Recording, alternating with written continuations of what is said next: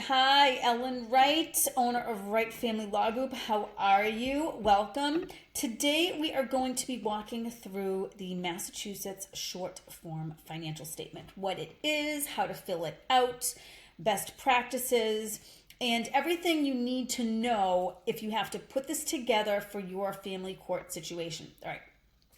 The short form financial statement, first off, is always filed by litigants who are earning $75,000 per year or less. If you make more than $75,000 a year, you're not filling out the short form. The short form is 4 pages. You are going to be filling out the long form. I will deal with that in another video. But the long form is 9 pages and it is more involved. But today, again, we're just focusing in on the short form financial statement and how to fill it out. All right. So right off the bat, you're going to pull the short form financial statement up on your computer. Just Google Massachusetts short form financial statement. You will quickly find a fillable PDF that is on the Massachusetts state website. And it looks like this. When you're filling out the financial statement, you can really do this one of 2 ways. People who are really computer savvy and have all of their information at their fingertips, you can get in front of a computer and just start filling out this online PDF. If you are someone who maybe you have different streams of income, or maybe it's a little more confusing, maybe you're more of like a paper pencil type of person and you need to have that paper in front of you with a pencil and maybe a calculator to be filling things out and making your calculations, do that. Whatever works for you, do it. But I warn you, if you fill out the online PDF, you're not going to be able to save it on your computer unless you have a software subscription to Acrobat DC. If you don't have Acrobat, you're not going to be able to save this. So if you do it on the fillable PDF, make sure that you print it and so you have that hard copy. All right. The first thing you're going to do when you're looking at it, up here in the left corner where it says division, there are many different counties in Massachusetts. You need to select which county your case is in. For argument's sake, my office is in Middlesex County. I'm just going to pick Middlesex. If you have the docket number, that you definitely want to be putting into the financial statement. So I'll just put in a sample number. MI 21D1654. All right. Make sure that if you have the docket number, you're putting that in because that is going to help the clerk out huge. We don't want things getting misfiled or misplaced. Next, you're going to be putting in who is the plaintiff, who is the defendant. Put your name on the line where it belongs. If you are the defendant, put your name where it says defendant. If you are the plaintiff, put your name there. Now, where it says petitioner, sometimes we do 1A joint petitions for divorce, where there isn't a plaintiff and defendant. You just have 2 parties that are petitioners. In that case, it doesn't really matter. If you're a petitioner, you're a petitioner. Just put your name on the line. All right, moving through. Section 1, personal information. Your name, your address, telephone number, date of birth, number of children living with you. All of this stuff is really self-explanatory.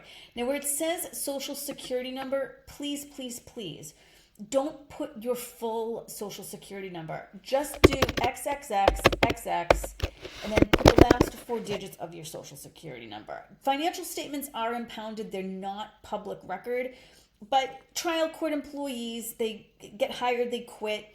Your file may be in multiple different hands, so it's just best to put the last 4 digits of your social. Don't put the full thing, all right?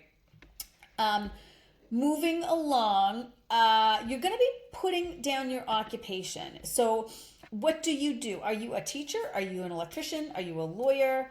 Are you a hairdresser? Whatever you do, your training and your experience is, put it in occupation. Employer, where do you work? Put in the name of your job.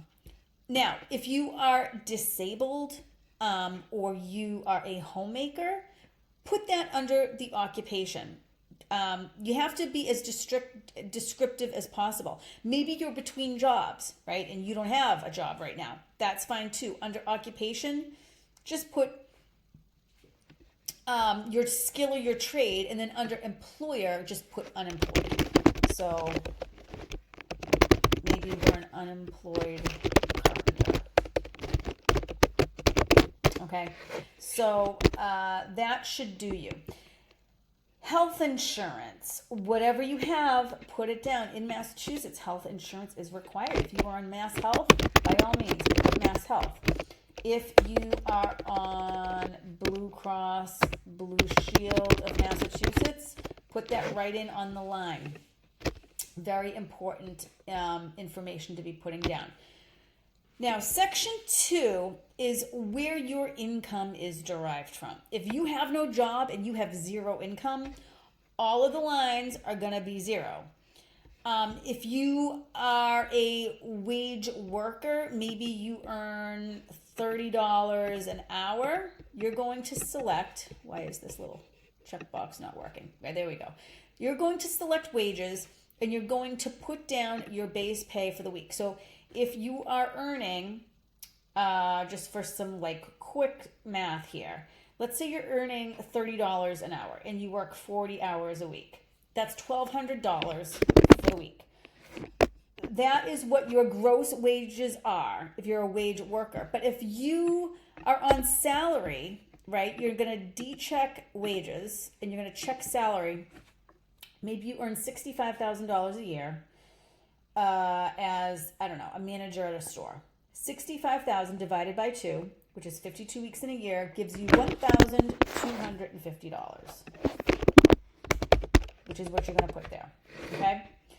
If you earn overtime, that also needs to be reported. If your overtime fluctuates, I tell my clients to take average, maybe an annualized average for the past 12 months. Maybe you want to take an average for the past 6 months. And either of those is fine. Just make sure that you make a notation that if the overtime is $200 a week, just make a note for your attorney or the court down at the bottom how you got that number. So if it was an average of 3 months or whatever, just make sure you leave a trail. Okay, maybe you have a part-time job. That income also gets reported here in section 2. Other sources of income: commissions, tips, annuities, interest, bonuses, retirement funds, Social Security. What kind of Social Security? Is it disability?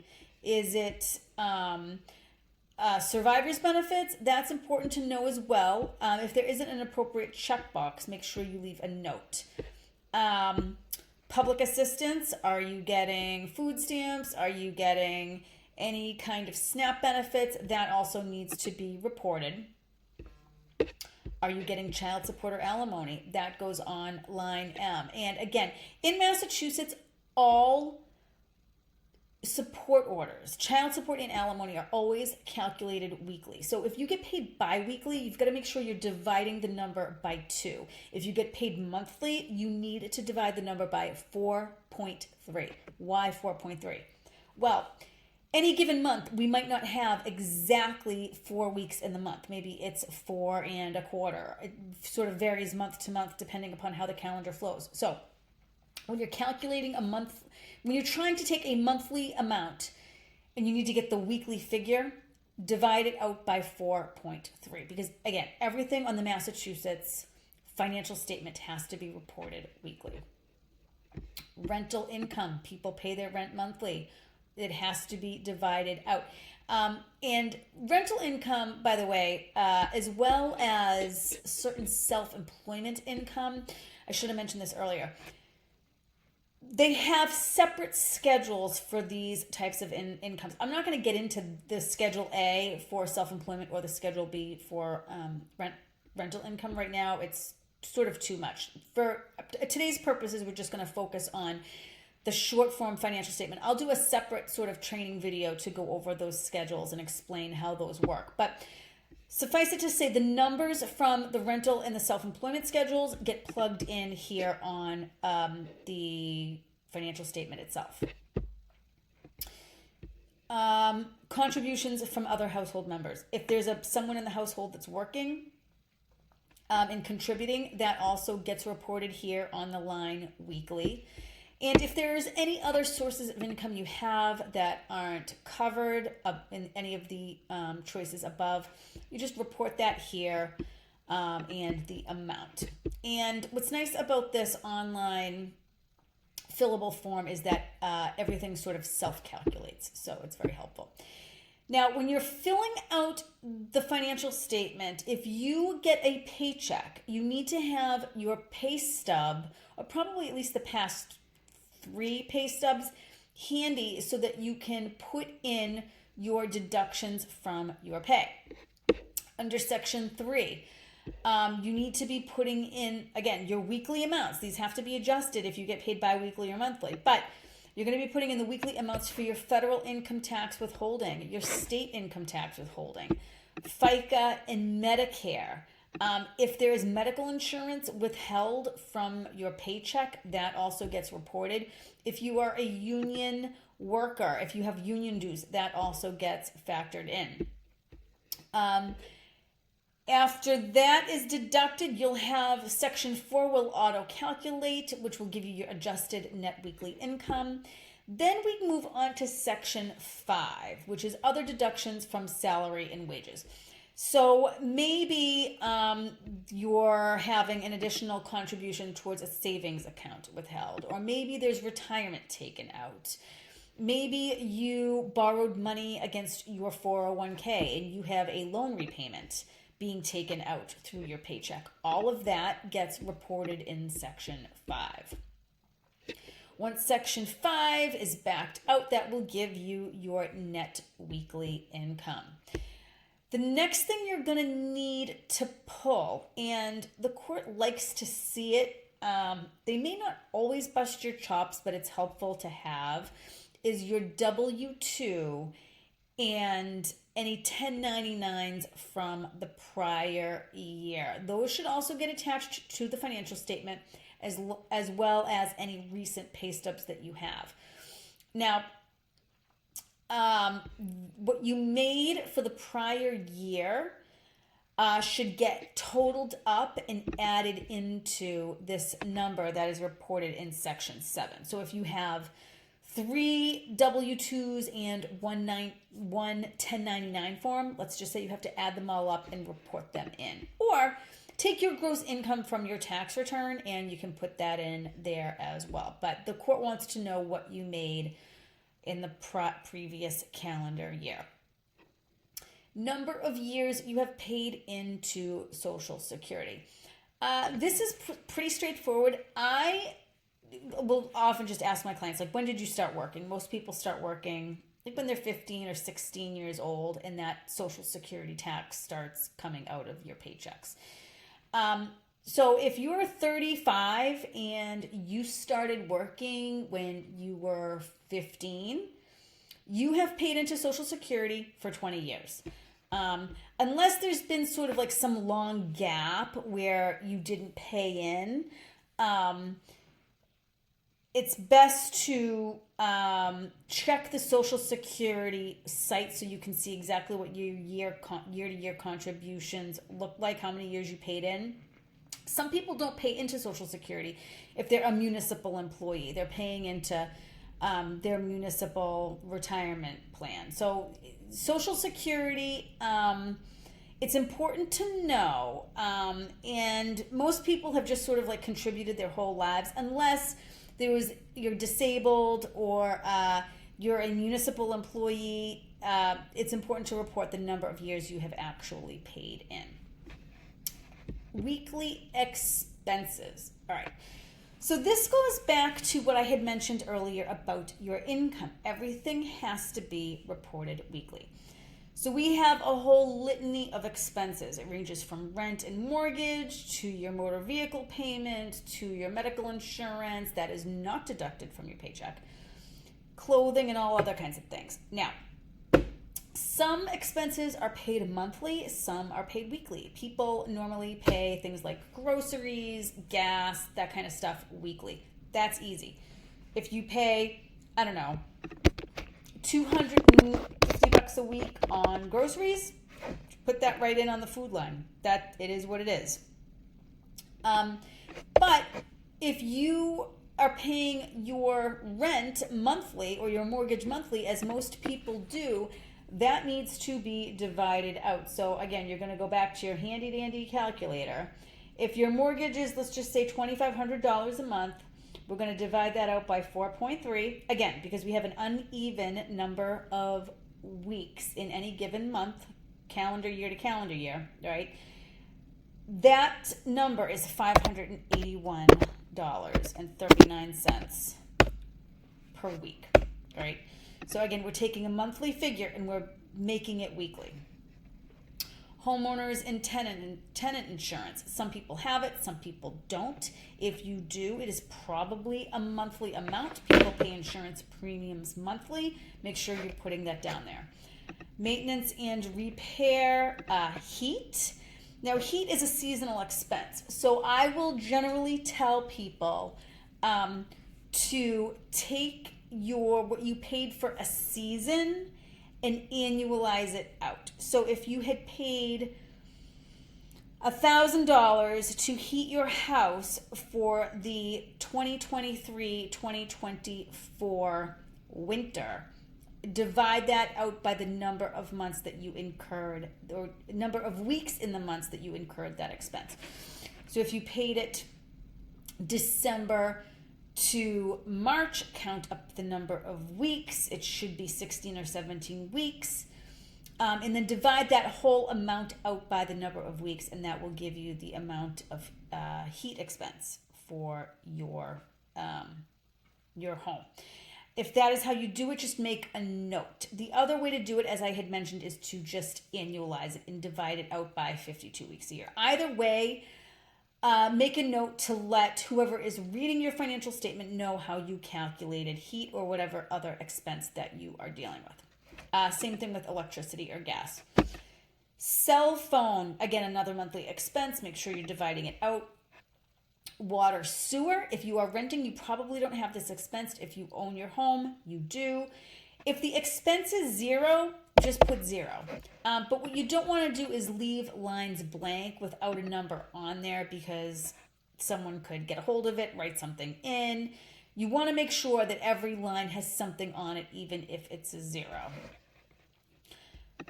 Food, we had talked about that, whatever your grocery bills are week to week. House supplies, that could be really anything. Some of these descriptions are a little innocuous. It could be paper towels. It could be pest control. I mean, I don't know. It could be anything. So whatever you think you might have to spend on house supplies, put that down. Most people put down anything between like $5 and $20 per week for house supplies. Laundry and cleaning, same idea. Some people go to a laundromat, some people don't. Most people clean their house, right? Fantastic. Any bottles of Windex, that also gets reported here on that line. Clothing. Some people buy more clothing than others. Usually I see the clothing expense range between, I'd say, $5 and $20 a week. If you're spending, $100 a week on clothing, I don't want to say it's going to be an issue, but it's kind of like, all right, that's kind of an expensive clothing budget. You want to make sure that your financial statement reflects the reality of your situation. That if you have any sort of like extraordinary expenses, that you're prepared to explain those. Life insurance. Some people have it, some people don't. If you have it, go ahead and report that weekly amount. Medical insurance. Some people pay medical insurance after they take home their net pay. If it's deducted from your paycheck, medical insurance goes up here in Section 3, line D. Do not double count expenses. Sometimes they go in one spot, but not the other. If you are on Commonwealth Care or you have some sort of like health insurance plan through the state, it's not coming out of your paycheck. So don't put it up in Section 3. Make sure you're putting it down in Section 8.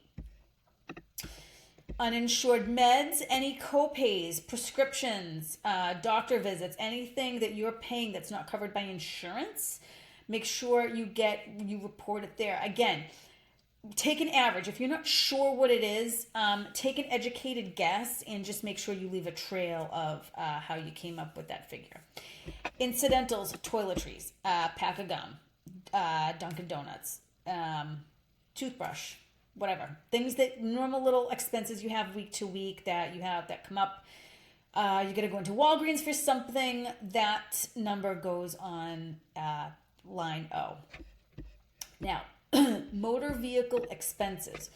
Your motor vehicle expenses are going to be your insurance and your gas. Those two things get lumped in together. Oop. There go my balloons. Motor vehicle expenses are going to be in your insurance and your gas. And maybe you can also include oil changes. I mean, in repairs would also technically go under there. Oil changes, I don't know what they run, maybe like $80 every 12,000 miles. You can definitely figure that in. I mean, if you're driving a jalopy and it needs a ton of mechanics work, don't be afraid to look at those receipts from the mechanic and total them up and take an average and include them into your motor vehicle expenses. Just be prepared to keep a trail of that number. Again, how you came up with it. If it is sort of high or extraordinary, just be prepared to explain it. Motor vehicle payment. Your motor vehicle payment is if you own your car or you lease your car. That payment gets reported there. I'll say it again. If you own or you lease, no matter what it is, the payment gets reported on line Q. Line R, childcare. Very important number. And you need to make sure this is accurate and it is well thought out. If you're taking any kind of like a rolling average, if your childcare does fluctuate week to week, this is important. Why? Because the child support guidelines in Massachusetts factor in childcare expenses or daycare expenses. So that number needs to be accurate. Your whole financial statement needs to be accurate. But childcare and health insurance in particular, these things are deductible from your income for child support purposes. So you want to make sure it's right. If you have any other expenses that are not included in this section, I see some people put in home internet or home alarm system expense. That would go on this line. Pet expenses, if you have an animal, those would also go here. If you have maybe extracurricular expenses for the kids, ballet might go here. Again, the numbers need to be weekly. Section 9, counsel fees. If you've paid a retainer to your attorney, the retainer gets reported here. Legal fees incurred to date. If your attorney is helping you with your financial statement, the attorney can probably just plug that number in right there. Anticipated range of legal expenses to litigate the action. Talk to your attorney and try to get an idea of what the total legal expense is going to be. If you don't have a lawyer and you're doing this pro se, put 0 on all of these lines. Okay. Assets. If you have a home or maybe a second home, that's all going to get reported here in section 10.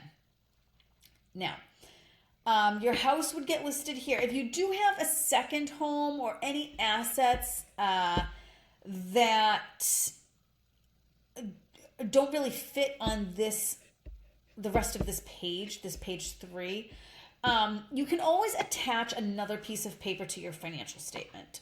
So if you have explanatory notes, or maybe you have assets and they don't really fit in any category here, or you have extra, definitely attach that addendum like another schedule to include it, because you don't want to have a situation where it was erroneously left off. That could absolutely come back and bite you. Same thing with the expenses. I'm just going to sort of go back to this section 8 real quick. If you have expenses, and maybe you have other expenses and there isn't enough room here, right, on that line S other, get the extra piece of paper attached to your financial statement so you have a list of it, okay? So nothing is omitted or left off. If you have retirement, it's going to get listed here. But this line B, motor vehicle expenses. Okay, so if you own your car, you will list your motor vehicle here. If you are driving a 2018 Buick and it is worth $25,000 and your loan, you owe $10,000 on it, that tells me you have $15,000 worth of equity. Okay, this equity number is what the court is looking at. So what the asset, the car, is worth, less what you owe gives you the equity. So make sure that you're putting that in there. If you own the car, if you're leasing your car, you don't fill this out. All right, so this is left blank and this is 0. All right, now retirement and financial institution accounts, get your most recent 401k statement or retirement statement. Usually they go out quarterly, and list what you have in your account and list the name of the account. If it's Fidelity, net benefits, 401k, and then you put as of June 30th, 24. Just let them know when you're pulling that number from the statement. Usually you can jump on the website and get the most recent number.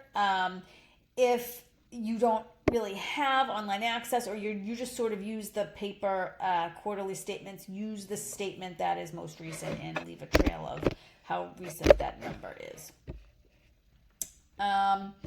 Checking and savings accounts. Most people have them. Make sure you write the name of the bank. Let's say it's Bank of America. Checking account.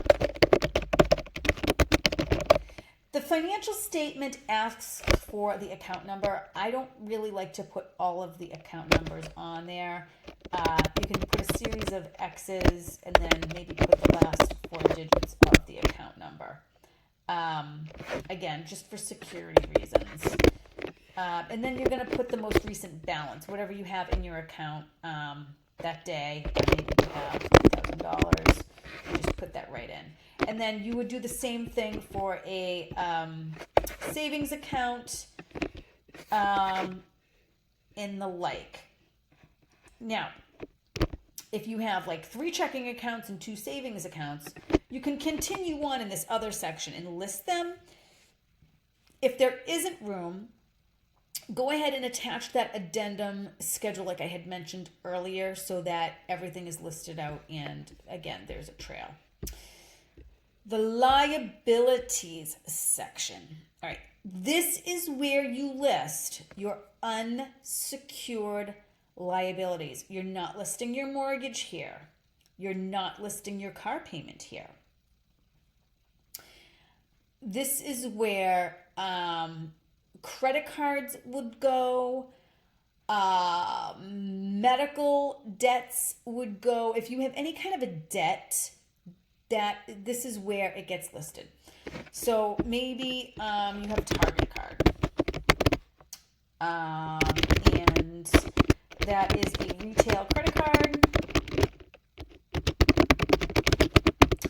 and maybe you opened your Target card in 2016 and you still use it, so it would be 2016 to the present. And let's say you owe $2,500 on it. Here in this last column is where you're going to be listing the weekly payment. Again, people pay their credit cards monthly, but the amount listed has to be weekly. So you're going to be dividing it out by 4.3. So I put I said 2,500, but I put 25,000. 2,500. All right. So your weekly. So let's say on your Target credit card, you're paying $200 a month. That is roughly going to be $50 a week, give or take, And bam, that goes right there in that column. Now, if we're talking about maybe you owe the IRS some money, right? So the IRS is your creditor. Nature of debt, taxes, date incurred. What tax year did you incur the debt?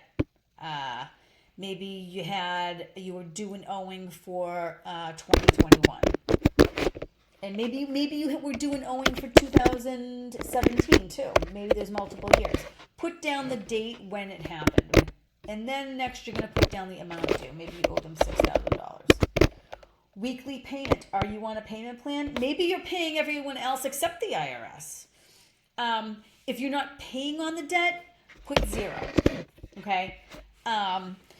Because what's happening now is in this column under weekly payment, you can see it's auto-calculating your total payments weekly towards your debts. Some examples of other creditors. Maybe you have a Bernie and Phil's card for a sofa you bought, or maybe you borrowed money from your dad to pay something, right? So maybe my dad's name is Bernie Smith. Nature of debt, it would be personal loan. Date incurred, let's just say 2024. Amount due, $500.